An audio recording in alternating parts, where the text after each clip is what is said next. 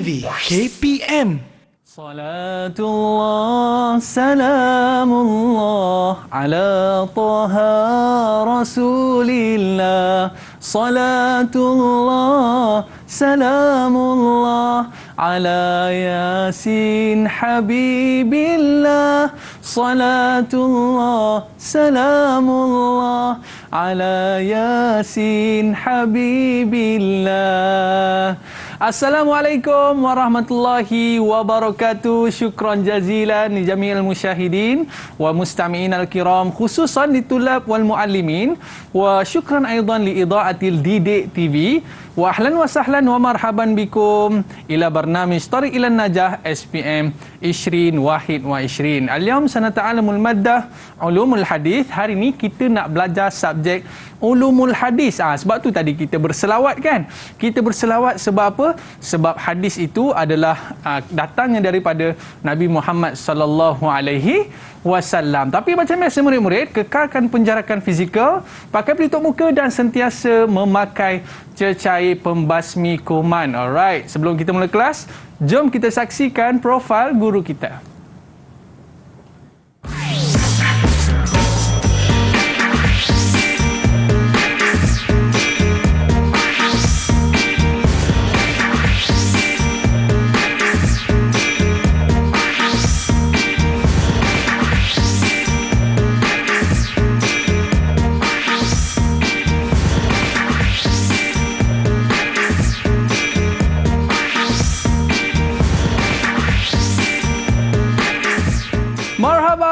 Kita bersama dengan Ustaz Ayub. Ustaz, apa khabar Ustaz? Alhamdulillah. Ustaz daripada SMK, Seksyen 19 Shah Alam. Betul Ustaz? Seksyen 18. Seksyen 18. Okey Ustaz, terima kasih Ustaz.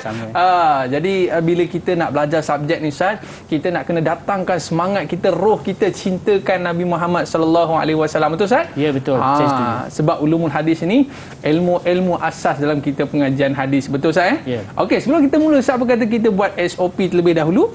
Okey, silakan Ustaz. Kita mengenakan cecair pembasmi kuman. Alright, mungkin Ustaz boleh cerita Ustaz sedikit sebelum kita nak mula kelas ni, apa yang menarik Ustaz kita nak bicarakan pada hari ini? Okey, saya nak berkongsi dengan para pelajar di rumah ataupun di Google Meet tentang bagaimana kita nak mengenal sesuatu hadis itu, sama ada sahih ataupun tidak, melalui pelajaran kita iaitu ulum hadis dan kepentingannya. Yalah Ustaz, kita tengok dekat WhatsApp-nya kan, macam-macam orang hantar ini hadis itu, hadis ini. Kita pun tak tahu sama ada hadis itu betul ataupun tidak. Jadi hari ini kita nak belajar dengan Ustaz Ayub macam mana kita nak mengenal pasti sama ada hadis itu betul ataupun tidak. Baik Ustaz, sebelum kita nak meneruskan lagi, kita nak mendengar apakah pandangan pelajar tentang topik yang akan kita pelajari pada hari ini. Jom kita saksikan. Didik TV KPM.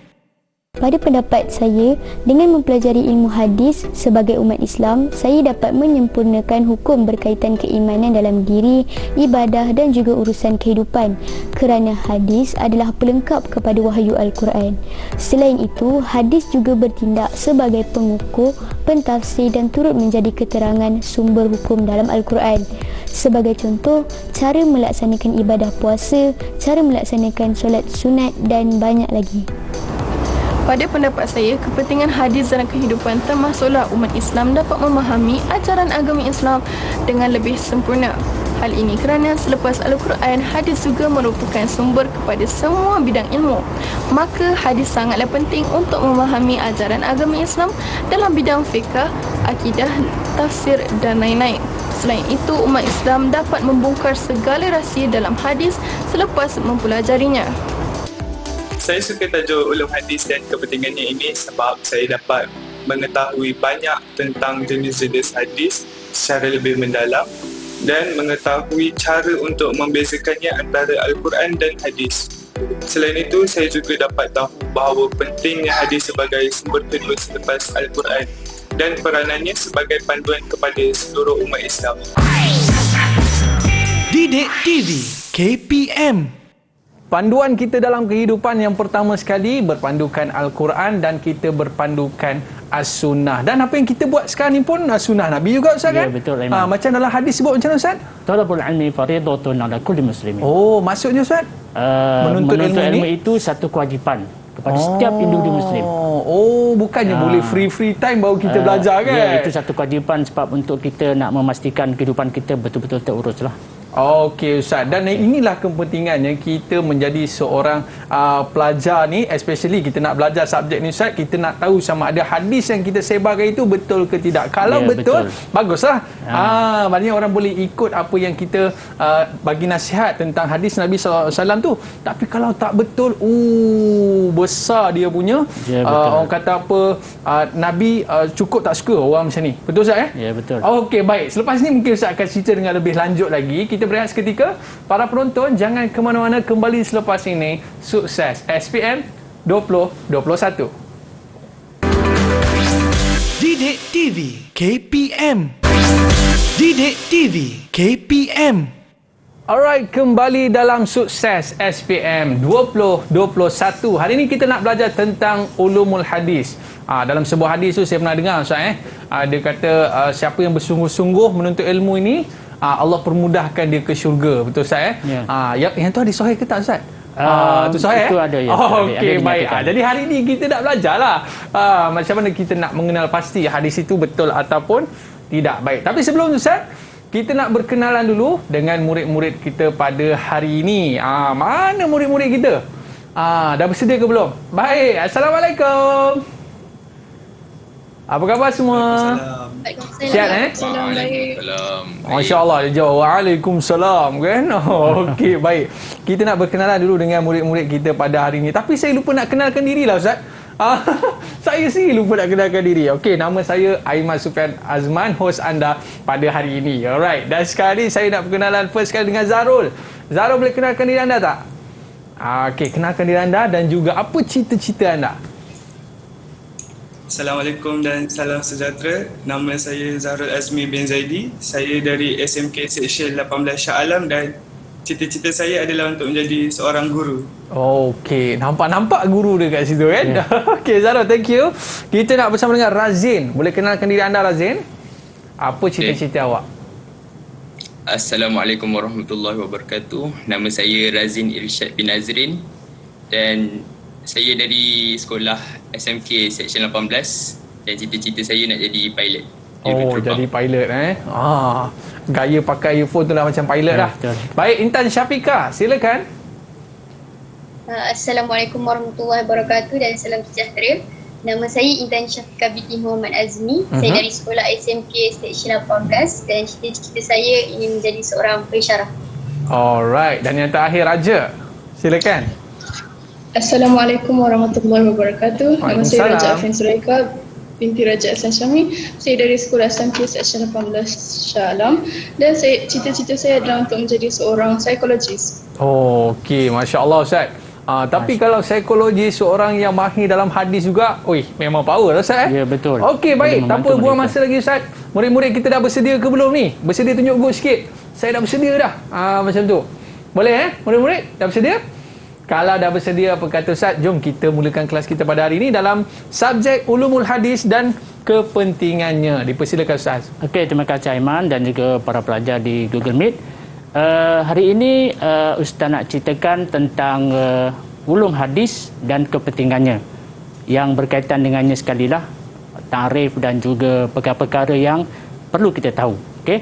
Jadi yang pertama saya nak ceritakan tentang apakah dia pengertian hadis. Di sini secara umumnya boleh kita katakan hadis ialah perkataan, percakapan, perhabaran yang perbuatan, takrir dan sifat yang disandarkan kepada Nabi sallallahu alaihi wasallam. Maksudnya di sini ialah apa saja yang kita ambil daripada Rasulullah SAW, daripada perkataan, perbuatan, takrir. Takrir ini ialah perkara yang didiamkan. Nabi tidak kata iya dan Nabi tidak kata tidak. Sebab ada implikasi hukum di situ. Kalau iya maknanya jadi wajib, ataupun kalau tidak mungkin jadi haram kalau kita lakukan. Sebab itu Rasulullah hanya mendiamkan diri saja. Itu namanya takrir. Dan juga sifat. sifat ni mungkin kita boleh bahagikan kepada fizikal Rasulullah SAW dan juga akhlak Rasulullah SAW. Jadi apa saja yang kita ambil daripada Rasulullah, itulah yang dikatakan sebagai hadis. Okey, para pelajar di Google Meet boleh faham dan juga di rumah. Okey. Jadi ini memang secara umumnya kita mudah nak faham tentang hadis itu sendiri. Maknanya bukan perkataan semata-mata, Ustaz? Dia tidak. Dia meliputi semua kehidupan. Maknanya daripada hujung rambut sampai hujung kaki, maknanya apa saja yang kita ambil daripada Rasulullah SAW, kita boleh katakan sebagai hadis. Okey. Seterusnya, Ustaz? Okey, seterusnya. Apa dia ulum hadis? Ulum hadis dia ilmu, iaitu gagasan ilmu. Kenapa gagasan? Sebab dia di situ ada ilmu-ilmu lain yang mengandungi usul kaedah untuk mengetahui perihal sanad, sanad dan juga matan. Maknanya perkara yang berkaitan dengan ulum hadis ni ada dua, sanad dan matan. Tak keluar pula. Apa di sanad? Sanad ni ialah barisan orang yang meriwayatkan hadis. Matan ialah teks hadis. Jadi nak cerita, usul hadis ini ialah satu ilmu untuk memastikan hadis yang kita ambil itu benar-benar sahih. Sama ada diterima atau ditolak. Diterima tu maknanya hadis sahih lah, dan ditolak maknanya hadis dhaif dan sebagainya lah, maknanya hadis yang selain daripada itulah. Jadi perkara penting yang kita nak tekankan di sini ialah berkaitan dengan sanad, iaitu barisan perawi yang meriwayatkan hadis daripada Rasulullah, dan juga matan, iaitu teks ataupun lafaz hadis itu sendiri. Jadi maknanya sekarang jelaslah, kalau ulum hadis maknanya segala yang kita ambil daripada Rasulullah. Sedangkan ulum hadis ialah satu ilmu lain yang berkaitan dengan cara bagaimana kita nak menentukan hadis itu sahih ataupun tidak, menerusi kita melihat kepada sanad dan juga matan. Okey, Ustaz. Maknanya sanad ni orang yang membawa hadis tu daripada Nabi sehinggalah ke sini, Ustaz. Disebut sebagai barisan perawi. Barisan perawi ataupun rangkaian perawi. Gitu Dan juga matan tu adalah intipati kandungan hadis tersebut. Teks. Teks ataupun lafaz hadis itu sendiri.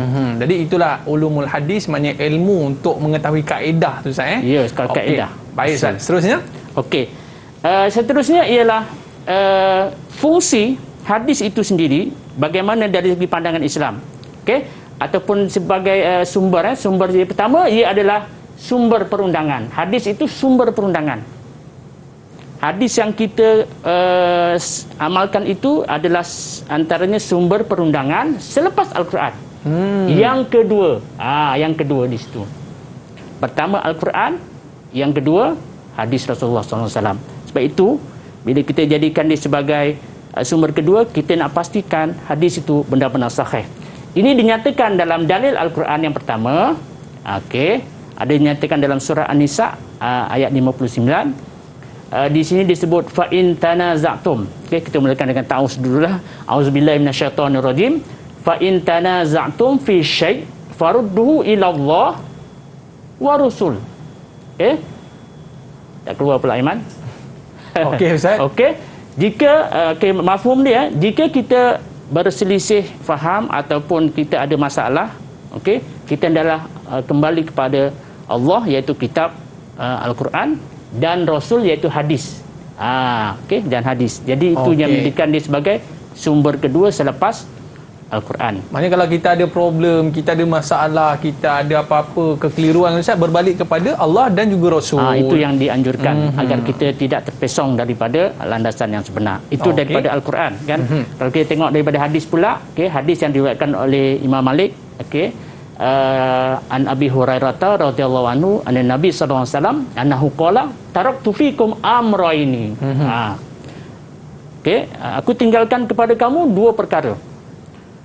Lan tadillu ma in tamassaktum bihima. Lan tadillu, tidak akan sesat. Jika kita berpegang dengan kedua-duanya, iaitu kitab Allah dan sunnah Rasulullah. Kitab Allah tu maknanya Al-Quran, dan kitab sunnah Rasulullah tu maknanya hadis Nabi SAW. Maknanya di sini ada dua sumber daripada Al-Quran dan hadis, menunjukkan bahawa hadis ini di sumber kedua selepas Al-Quran. Jadi maknanya itu pentingnya kita mengetahui bahawa hadis itu benar-benar yang kita amalkan benar-benar sahih agar tidak terseleweng dan sebagainya. Yelah Ustaz, sekarang ni kita takut banyak sangat ajaran sesat ni kan. Tapi dah ada satu jaminan Ustaz Ni jaminan ni, kalau kita berpegang kepada dua perkara tadi, Al-Quran dan As-Sunnah, kita takkan sesat. Betul Ustaz Ya, jadi maknanya usul hadis yang atau ulum hadis yang kita pelajari sekarang, asas untuk memastikan hadis yang kita nak ambil itu benar-benar sahih. Itu dia punya asas dia. Seterusnya? Dan ini yang dikata tadi kepentingan. Apa kepentingan bila kita mempelajari ulum hadis? Yang pertama, di antaranya lah yang saya ambil. Pertama, umat Islam dapat memahami cara metodologi ulama. Metodologi ulama maknanya bagaimana cara ulama menyampaikan hadis. Dia ada syarat-syarat dia. Jadi dengan cara kita mempelajari ulum hadis ini, kita dapat mengetahui atau memahami ulama hadis menilai satu hadis. Bagaimana menentukan hadis sahih, bagaimana menentukan hadis hasan dan sebagainya. Itu yang dikatakan memahami cara metodologi. Yang kedua, seorang yang mahir dalam ilmu hadis mampu membezakan, yang disebut tadi ni, mampu membezakan. Dia dapat membezakan antara hadis yang sahih dan hasan serta dhaif, bersumberkan pendapat ulama yang muktabar. Muktabar ni maknanya ulama yang benar-benar dipercayai dan mengikut landasan ataupun pegangan Islam yang sebenar lah. Begitu. Okey Ustaz. Maknanya ini kepentingan mempelajari ilmu hadis ni Ustaz Yang penting Ustaz, itu yang kita nak ambil tu, membezakan hadis sahih, hasan, dhaif dan lain-lain Ustaz Sebab sekarang ni banyak berlaku kan, kita sewenang-wenangnya kadang-kadang kita menggunakan ataupun memviralkan hadis-hadis yang kita tak tahu sumber dia. Dengan cara ini kita dapat tahu. Kita kena pastikan dululah. Kena hati-hati lah. Kena hati-hati. Cuma ni sebagai asas sajalah, dasarnya begitu. Baik Ustaz, metodologi ni maknanya daripada sudut cara bagaimana ulama menilai sesuatu hadis lah. Baik Ustaz, ni kepentingan mempelajari ilmu hadis. Boleh kita terus lagi Ustaz? Kemudian di sana ada perbezaan antara hadis kursi, hadis nabawi dan Quran. Dia ada perbezaan. Supaya kita nampak lagi jelas. Bagaimana nak kata ini hadis nabawi, ini hadis kursi, ini Al-Quran. Saya ambil dua aspek sajalah. Ada aspek lain, sampai dua aspek. Rasanya para pelajar yang di rumah pun dapat mengetahui benda ni. Pertama, dari segi nisbah dia. Kita nak tentukan nisbah ni maknanya dari segi kita tengok ayat itu, kita tahu itu hadis kursi atau nabawi. Contohnya, kalau hadis kursi, antara lafaz yang diguna ialah qala Rasulullah fima yarwihi an rabbihi. Di situ permulaan ayat, permulaan hadis itu. Qala Rasulullah, sebab dia dinisbahkan kepada Rasulullah. Sebab dia masih hadis. Lafaz daripada Rasulullah, tetapi maksud tu daripada Allah SWT. Sebab dia katakan qala Rasulullah fima yarwihi an rabbihi. Yang kedua, hadis nabawi, dia dinisbahkan kepada Nabi SAW. Sebab lafaz dan makna itu daripada Nabi. Sebab itu disebut qala Rasulullah sallallahu alaihi wasallam. Qala apa dia? Dan Al-Quran pula ialah dinisbahkan kepada Allah dari segi lafaz dan makna. Sebab itu disebut qala Allah Ta'ala. Itu cara kita membezakan. Maknanya kalau kita baca ataupun kita mana-mana sumber, kita kata hadis diberikan qala Rasulullah fima yarwihi an rabbihi, ini hadis kursi. Dan terusnya lah begitu. Dan itu kita nak membeza, itu perbezaan. Untuk persamaan dari segi adab pula. Untuk hadis kursi dan hadis nabawi boleh disentuh dalam keadaan berhadas. Itu maknanya persamaan dia. Tetapi Al-Quran dia tidak boleh disentuh. Bila hanya boleh disentuh bila suci daripada hadas. Maknanya kena betul-betul kita mengambil wuduk, baru kita boleh sentuh Al-Quran. Sebab kemuliaannya Al-Qurannya begitu. Maknanya hadis kursi ni adalah kata-kata Allah. Hadis kursi hadis kursi ini lafaz daripada Rasulullah, makna daripada Allah Ta'ala. Makna daripada Allah. Tapi cuma bezanya Al-Quran ni kita kena ada wuduk lah Ustaz. Betul. Baru supaya dapat kita tahulah situasi adab ni, katakan adab lah, maknanya kita punya kita berinteraksi dengan hadis kursi ataupun Al-Quran. Okey, baik Ustaz. Tapi walau macam mana pun intipatinya itu daripada Allah Subhanahu Wa Taala. Okey, baik. Jadi Ustaz, boleh kita sambung lagi Ustaz? Okey, boleh. Okey. Kemudian kat sini kita nak ada cubaan daripada golongan anti hadis yang cuba nak meragukan, kita sebagai umat Islam, okey, terhadap hadis. Ini satu contohlah, okey. Sebenarnya banyak dalam, kalau kita tengok di media sosial ataupun di Facebook dan sebagainya, banyak dakwaan-dakwaan golongan anti hadis ni cuba nak meragukan umat Islam. Ini banyak sebenarnya. Tapi ini antaranya lah, okey. Antaranya yang boleh kita tengok, dan bagaimana kita nak menjawab. Okey, dia kata hadis adalah rekaan. Dan tiada hubung kait dengan Rasulullah SAW. Maknanya hadis ni bukan tiada hubung kait dengan, ini kata anti hadis lah ataupun orientalis lah. Dia kata hadis ni tiada hubung kait dengan Rasulullah SAW. Okey, tapi sebenarnya bukti bahawa hadis telah dicatat semasa zaman Rasulullah SAW. Ada kan? Sebab itu dalam kita lihat sejarah Al-Quran dan hadis, okey, maknanya Rasulullah ada melarang penulisan hadis, okey, bagi mereka yang ketiga Al-Quran itu turun, supaya tidak bercampur dengan Al-Quran. Tapi kalau Al-Quran tidak turun, maka boleh menulis hadis. Maka itu menunjukkan bahawa hadis itu bukan rekaan semata-mata. Memang ada pada zaman Rasulullah SAW. Ini antara satu bukti yang boleh kita utarakan pada mereka lah, yang anti hadis ataupun orientalis. Begitu. Maknanya ini dakwaan anti hadis. Atau orientalis. Terhadap hadis Nabi SAW.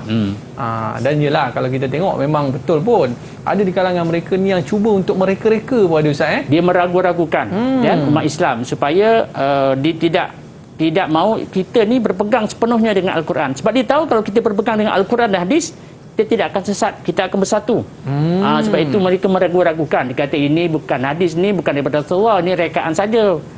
Tapi kalau kita tak mengetahui sejarah bagaimana ulum hadis itu berlaku, maka kita mungkin akan mempercayai dan sebagainya. Sebab itu kita katakan di sini bahawa penemuan bukti bahawa hadis telah dicatat semasa zaman Rasulullah. Sebab itu dalam sejarah saya sebutkan tadi, sejarah penulisan Al-Quran, ada satu situasi Rasulullah melarang penulisan hadis jika Al-Quran itu turun, supaya tidak bercampur. Tapi kalau Al-Quran tidak turun, Rasulullah membenarkan. Itu antaranya lah. Tapi yang bawah Ustaz, yang kedua, ini yang biasa kita dengar. Dia kata Rasulullah kan manusia, betul, makan, minum. Jadi bila manusia mesti ada berlaku kesilapan, melakukan kesalahan. Itu dakwaan mereka. Ya, secara logik pun kita pun ya juga ya. Rasulullah manusia, mesti manusia ni tidak sunyi daripada kesalahan. Kan? Sebab itu kita boleh katakan bahawa memang diakui Rasulullah itu manusia. Seperti manusia biasa, kita makan, berkeluarga, tidur. Tetapi baginda maksum. Maksum ni maknanya terpelihara daripada perkara-perkara yang boleh menjatuhkan maruah baginda sebagai seorang rasul dan juga maksiat, dipelihara oleh Rasulullah, oleh Allah Subhanahu Wa Taala. Semua yang datang daripada Nabi SAW itu semuanya datang daripada Allah SWT. Baik Ustaz, kita nak berehat sekejap boleh? Boleh. Okey, murid-murid jangan ke mana-mana, kembali selepas ini dalam Sukses SPM 2021. Jangan ke mana-mana. Didik TV KPM. Didik TV KPM. Tak terjangkau tinggi pekertimu, tidak tergambar indahnya akhlakmu, tidak terbayang segala jasamu, sesungguhnya engkau Rasul mulia Nabi Muhammad sallallahu alaihi wasallam. Disebabkan daripada akhlak Nabi sallallahu alaihi wasallam, alhamdulillah kita sebagai umat manusia ni Ustaz, kita just follow je. Bak kata orang copy and paste je. Tinggal nak contohi je Nabi Muhammad sallallahu alaihi wasallam. Baik, terima kasih Ustaz. Ustaz Ayub kita pada hari ini, dan sekarang ni kita nak tengok pula bentuk-bentuk soalan dan apakah jenis-jenis soalan yang ada untuk peperiksaan SPM untuk adik-adik kita Ustaz. Silakan. Okey, terima kasih Aiman. Okey, secara umumnya boleh saya katakan di sini, maknanya untuk Al-Quran dan Sunnah ini kita ada dua bahagian A dan bahagian B. Okey, Jadi bahagian A ialah 20 markah, 20 soalan. Bahagian B ada 4 soalan, 80 markah, maknanya ada 4 bahagian, 4 bidang tadilah. Okey, jadi kesemua kena jawab soalan. Ini kita boleh tengoklah, maknanya pelajar sudah maklum sudah ni, cuma kita sekadar nak refresh balik apa yang mereka akan tempuh ketika peperiksaan nanti. Okey, kemudian di sini saya nak cuba share dengan para pelajar bagaimana bentuk soalan. Okey, jadi bahagian A ialah objektif pelbagai bentuk, OPB. Maknanya masih objektif tapi pelbagai bentuk, bukan aneka pilihan. Aneka pilihan tu A, B, C, D, tetapi ini pelbagai bentuk ialah isi tempat kosong. Iaitu yang pertama, calon dihendaki menjawab soalan dengan mengisi tempat kosong yang disediakan. Dia ada di bahagian dah. Okey, sebanyak 20 soalan. Terdapat 20 soalan dengan 1 markah bagi setiap soalan. Jadi 1 markah 1 soalan. Jadi kalau 20 soalan, jadilah 20 markah. Dia ada di punya bidang-bidangnya lah, ada ditunjukkan di situ. Okey, jadi untuk kita menguasai bahagian A ini, dicadangkan, disarankan supaya kita fokus kepada antaranya pengertian. Okey, tarif tadi, contoh tarif hadis, apa dia? Kita kena kuasai lah perkara yang disandarkan kepada Rasulullah, sama ada perkataan, perbuatan, takrir ataupun sifat contohnya kan, secara khusus. Yang ini kita highlightkan lah. Okey, jadi kalau dalam buku latihan ataupun nota kita dicadangkan, kita gunakanlah mungkin pen yang berkala ke whatever lah kan. Jadi yang penting kita dapat recall balik apabila kita ingin menjawab soalan. Okey, atau fakta-fakta penting. Fakta-fakta penting ni mungkin bahagian, mungkin syarat, mungkin beberapa perkara lain macam kesan, akibat dan sebagainya, yang mana memerlukan kita nak isi dalam isi tempat kosong itu tadi. Okey, dan masa yang dicadangkan ialah selama 30 minit. Jadi satu soalan 1 minit. Jadi ada baki 10 minit lagi untuk kita nak ulang kaji ataupun kita tengok balik mana yang kurang dan sebagainya. Sebab itu bila 30 minit ni sangat cantik untuk kita nak pastikan dapat menjawab untuk bahagian A ini. Okey. Hanya 20 soalan ni Ustaz, kita boleh dapat 20 markah percuma lah ni orang kata. Kalau soalannya untuk pilihan je kan.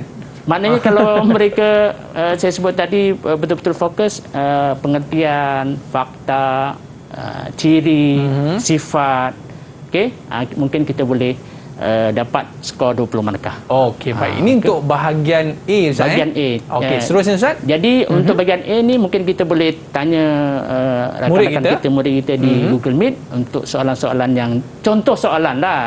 Nanti kita macam mana bahagian A ni soalan dia bentuk soalan. Jadi kita boleh tunjukkan kepada pelajar di rumah dan juga yang di Google Meet bentuk-bentuk soalan supaya mereka lebih confident. Maknanya sebab bila mereka menguasai format secara tak langsung, bila mereka fokus kepada sesuatu bidang itu, mereka dapat ini penting, ini penting, ini aku kena kuasai. Kalau tak nanti ialah itu dia punya asas dia, format tu. Apa yang keluar, apa yang tak keluar, begitu ya. Boleh kita teruskan Kita cuba. Okey. Alright, ini satu dua soalan saja, tak banyak ya. Kita nak uji murid-murid kita Ustaz. Kita boleh uji ya. Ustaz pilih Ustaz, yang mana satu ni? Bersedia ya. Rakan-rakan kita di Google Meet. Okey, soalan 1 hingga 2 isi tempat kosong dengan jawapan yang betul. Alright, cepat. Okay, Saya bersedia nak jawab. Cepat. Okey, Ustaz nak tanya, boleh Intan? Boleh. Okey, soalan pertama Intan. Okey, soalan pertama Intan ya. Okey, Ustaz bacakan. Ulum hadis ialah satu gagasan ilmu yang mengandungi usul dan kaedah untuk mengetahui tentang isi tempat kosong dan matan sama ada diterima atau ditolak. Apa jawapannya? Sanad Ustaz. Sanad. Sanad dan matan. Ya betul ya. Jawapannya sanad. Okey. Yang disebut tadi sanad kan, sebab usul hadis ni dia ada 2 saja. Okey. Iaitu sanad dan matan. Benda yang kita kena fokus. Okey. Yang saya sebut tadi sanad ialah rangkaian atau barisan perawi hadis dan matan ialah teks ataupun lafaz hadis. Okey. Zarul, boleh Zarul yang kedua? Okey, Zarul ya yang kedua ya. Ustaz bacakan ya. Boleh jawab. Hadis adalah sumber. Okey, di situ tempat kosong. Okey, selepas Al-Quran sebagai asas pengambilan hukum syarak. Maknanya kita dapat tahu Okey, di sana ada sumber selain daripada Al-Quran Jadi hadis ni apa? Okey, apa jawapannya, Arul? Jawapan dia kedua. Yang kedua. Nampak macam simple kan, tapi kadang-kadang ada Confuse pelajar juga, dia tak kan? menguasai juga.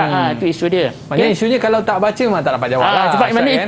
ini dikatakan tadi mungkin dia punya asas ataupun fakta-fakta penting. Betul. Okey. Jadi kalau kita tahu dia punya asas, insya-Allah tak jadi masalah. Dia punya tu. Okey. Okey, bagian seterusnya. Ini bagian B pula. Okey. Tadi bagian A Jadi bagian A, objektif pelbagai bentuk. Bukan aneka pilihan pelbagai bentuk. Okey. Okey, dah bagian A juga tadi terlupa saya nak nyatakan dia ada carta tapi carta tu nanti mungkin akan datang kita boleh jelaskanlah bagaimana carta itu Okey. Bagian B subjektif.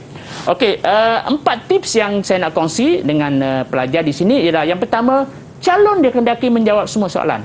Tak ada pilihan. Dia kena semua jawab. Sekali 4 bidang, 4 kena jawab. Okey. Okay, yang kedua, mengandungi 4 soalan utama yang meliputi 6 bidang. 4 soalan utama ni maknanya soalan 1 pengajian Al-Quran, soalan kedua pengajian hadis, soalan ketiga dia combine antara ulum Quran dan ulum hadis. Maknanya soalan ulum Quran ni berada di nombor 3, soalan nombor 3. Yang kita belajar sekarang ni soalannya ada pada nombor 3. Dan yang keempat, 2 bidang lagi iaitu akidah dan juga akhlak. Jadi kena jawab semua. Sebenarnya kita dah nampak dah dia duduk kat mana tu, Ustaz. Betul. Baik. Okey, tips yang ketiga ataupun yang berkaitan dengan subjek ini, dia mengandungi soalan respon terbuka. Dan juga respon terhad. Terbuka ni maknanya jawapan yang munasabah. Tak kira lah munasabah, munasrawak. Tak kira lah kan. Jawapan yang munasabah. Yang munasabah diterima. Okey. Yang penting relevan lah. Okey, dan juga soalan respon dan terhad. Terhad ni maknanya mesti ikut dalam buku. Macam pengertian, mana boleh kita ni kan, atau contoh keluar soalan tentang dalil tadi. Okey, nyatakan dalil yang berkaitan dengan Al-Quran sebagai sumber atau hadis sebagai sumber kedua. Kena kan tak ada pilihan lain, kita kena tengok dalam buku kan. Itu respon terhad itu kena hafaz lah tu. Contohnya. Termasuklah kebat. Cuma kebat ini dia termasuk dalam respon terbuka. Jawapan yang di luar kotak tetapi dalam respon yang terbuka ataupun yang dalam bentuk maknanya yang relevan diterima. Dan ini yang penting. Masa menjawab bahagian B dicadangkan selama 30 minit untuk satu soalan. Dia ada 4 bahagian bermakna 2 jam. Okey. Tadi bahagian A 30 minit bermakna 2 jam 30 minit. Jadi maknanya kalau ikut bentuk soalan, satu soalan 30 minit tu maknanya memang boleh. Cukup, Ustaz? Cukup. Dia rata pelajar boleh jawab 20 minit sebenarnya. Sebab soalan tak berapa banyak. Okey. Dia boleh jawab ikut kaedah-kaedahnya lah. Okey, maknanya dengan masa 30 minit ni pelajar boleh selesa lah nak jawab semua soalan tu, Ustaz? Ya, boleh selesa. Dia ada baki lagi untuk dia melihat kembali jawapan, memastikan jawapannya benar-benar mantap. Boleh kita tengok, Ustaz, contoh-contoh soalan tu, Ustaz? Okey, contoh soalan di sini. Okey. Yang ini soalan macam respon terbuka jugalah. Okey. Maknanya jawapan yang relevan diterima. Okey, jadi kita minta rakan kita di Google Meet jawablah. Okey, di rumah juga boleh cuba jawab ya. Okey, mungkin kita ambil Razin kot ya. Boleh Razin? Okey. Boleh, Ustaz. Okey, Ustaz bacakan soalannya. Jelaskan satu. Kepentingan. Tahu kepentingan kan? Kepentingan hadis dalam kehidupan. Apa kepentingan hadis dalam kehidupan? Okey, ini respon terbuka maknanya jawapan mungkin sama seperti yang saya tunjuk ataupun berlainan, tapi kalau relevan kita terima. Itu makna respon terbuka. Baik. Okey, Razin jawab. Silakan. Okey. Umat Islam dapat memahami cara dan metodologi ulama menilai sesuatu hadis. Okey. Macam mana, Ustaz? Kita boleh terima ke? Kita tengok jawapan. Cantik. Okey. Sama macam tadilah, maknanya ini contohlah. Maknanya itu dia kata pelajar boleh ambil seperti dalam buku ataupun dia boleh ambil mengikut kefahaman dia. Apa kepentingan? Boleh. Okey. Mana tidak mana boleh jawapan tu diterima. Okey. Jadi umat Islam dapat memahami cara dan metodologi ulama menilai satu hadis. Maknanya dengan cara kita mempelajari ulum hadis ini, mereka dapat memahami metodologi atau cara tadi. Kalau saya jawab Ustaz, supaya umat Islam tidak sesat, macam tu boleh terima ke Ustaz? Maknanya tidak sesat ni kalau boleh sebab ulum hadis ini dia sangat Ustaz, dia kan satu cara untuk memastikan sanad dan matan itu diterima. Maknanya tidak sesat, tidak sesat dengan mengambil hadis sahih. Itu boleh. Dia kena ada sambungan itu. Dia sahih tadi. Okey, baik. Boleh? Faham Ustaz? Seterusnya? Okey, seterusnya. Yang ini tadi. Okey. Siapa yang belum jawab? Raja kot ya? Raja belum jawab ya? Try Raja. Ya, saya. Okey, satu persamaan antara hadis kursi dan hadis nabawi. Kan tadi dia ada perbezaan, ada persamaan. Okey, jadi di sana ada perbezaan dan persamaan, dan dekat sini persamaan. Okey, hadis kursi dan nabawi dari aspek adab. Okey. Dari aspek adab. Jadi apa jawapan yang awak boleh bagi, Raja? Keduanya boleh dipegang dalam keadaan berhadas. Maksudnya apa? Maknanya tanpa wuduk lah. Betul. Okey, kita tengok jawapan. Ini contoh jawapan lah. Okey, ya betul ya. Maknanya persamaannya dari segi adab ya. Kat sana dia ada tadi nisbah. Nisbah contohnya, kalau soalan tu ada pelbagai kan. Kalau nisbah dikata, dari nisbah kita akan jawab dengan qala Rasulullah SAW fima yarwi an rabihi, itu hadis kursi. Kalau hadis nabawi akan ada qala Rasulullah SAW. Tapi dikata adab, maknanya keduanya boleh disentuh. Okey, dalam keadaan berhadas. Berlainan dengan Al-Quran. Kan ada disebut dalam Al-Quran la yamassuhu illal mutahharun. Kena ambil wuduk dulu. Ya, maknanya Al-Quran ni dia kena suci lah, banyak berwuduk lah. Itu di antara situasi keduanya lah. Jadi sebab itu di sini pelajar kena pastikan dia betul-betul baca soalan itu. Jangan terus jawab sedangkan diminta persamaan. Takut nanti dia jawab perbezaan. Jadi memang fakta tu ada, tapi jadi segi jawapan tidak diterima sebab dia tidak memenuhi atau peraturan permarkaan yang dikehendaki. Saya ini berapa markah ni Ustaz? Ini biasanya saya tak letak markah ya. Biasa 2 markah. 2 markah. 2 markah. Jadi maknanya kalau satu 2 markah. Okey, kalau gitulah seterusnya lah. Okey, baik Ustaz. Kita nak jawab lagi Ikmal Nazri. Okey, ada kawan saya panggil je Ustaz. Okey. Dia nak ikut masuk dalam kelas tasawuf kita. Boleh. Okey, kita berehat seketika. Para penonton jangan ke mana-mana, kembali selepas ini dalam Sukses SPM 2021. Jap. Didik TV KPM. Didik TV KPM. Alright, kembali dalam Sukses SPM 2021. Hari ini kita dalam pendidikan Al-Quran dan As-Sunnah. Kita nak belajar tentang ulumul hadis dan kepentingannya. Semak dulu sebelum sebar. Jangan kalau kita tengok ada hadis je, pak terus sebar. Hati-hati. Tengok dulu, cek dulu. Paling tidak WhatsApp dulu dengan Ustaz Ayub. Ustaz Ayub, betul ke hadis ni?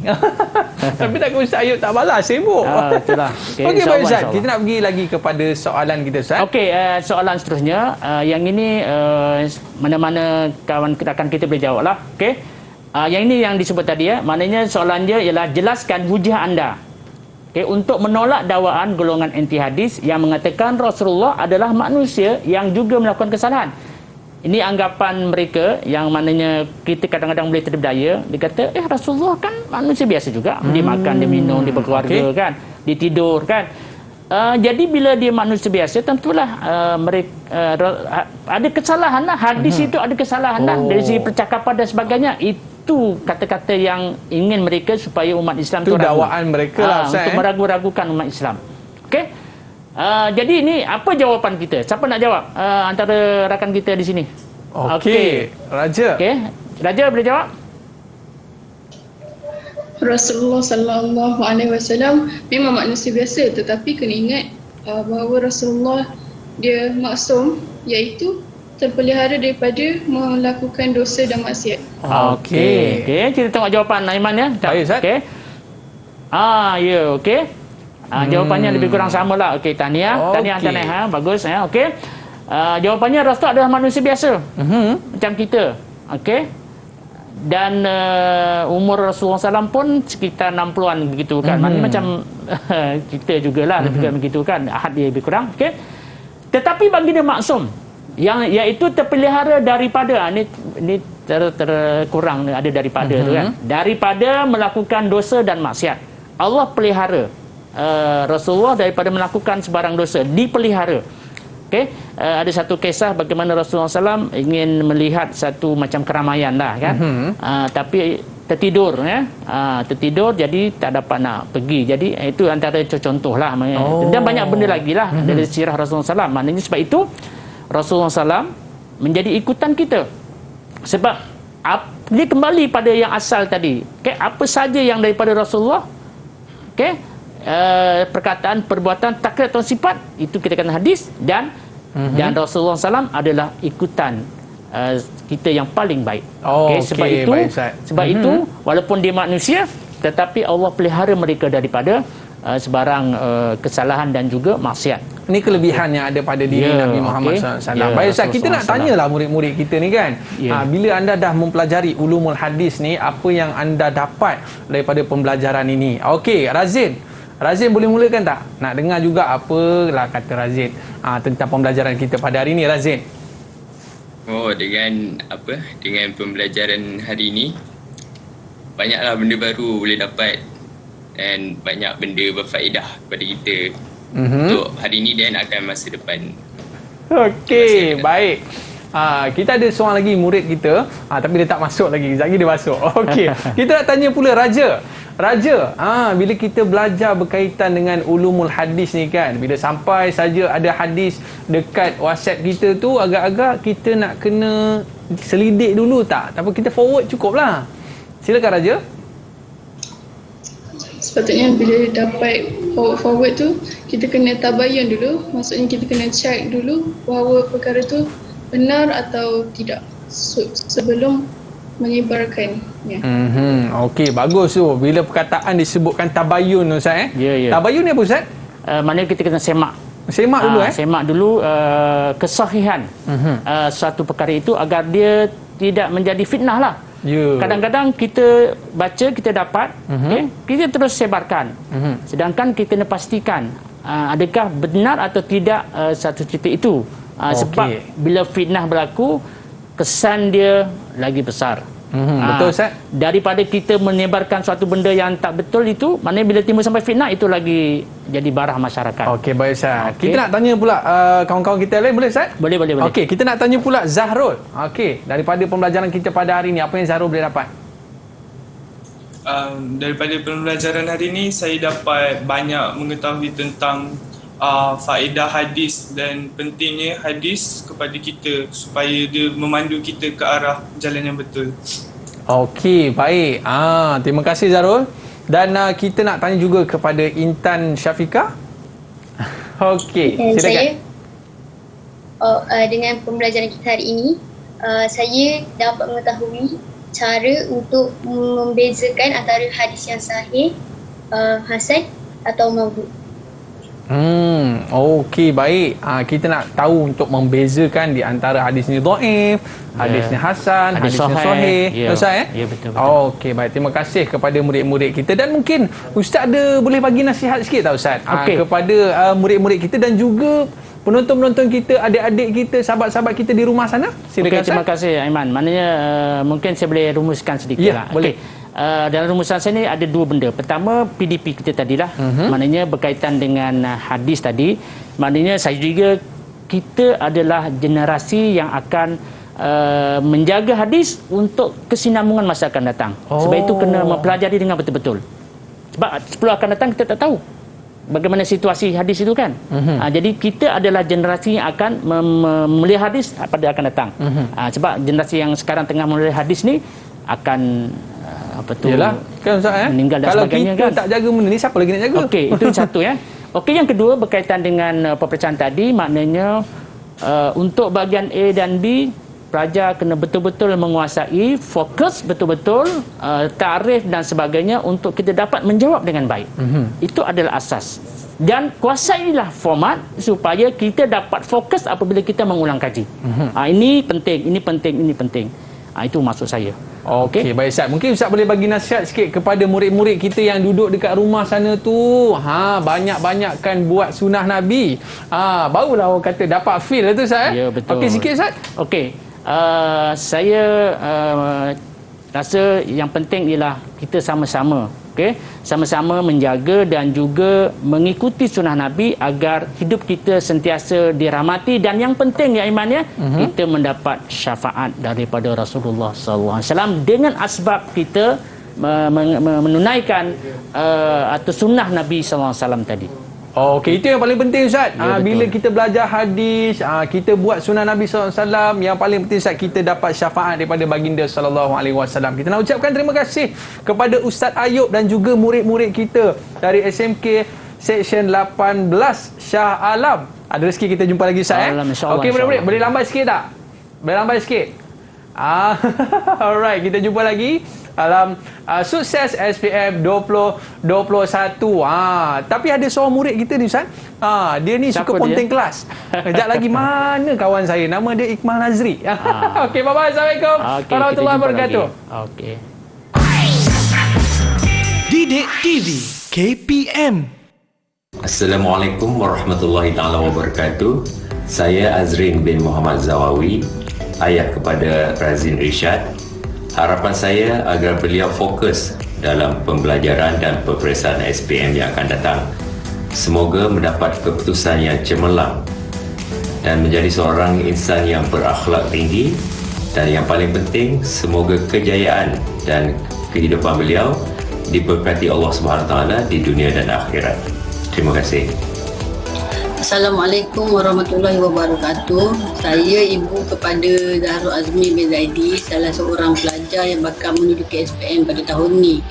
Kami sebagai ibu bapa amatlah berharap kejayaan dapat dikecapi oleh anak-anak ini setimpal dengan usaha mereka dan menjadi anak-anak yang soleh dan solehah, berjaya di dunia dan di akhirat.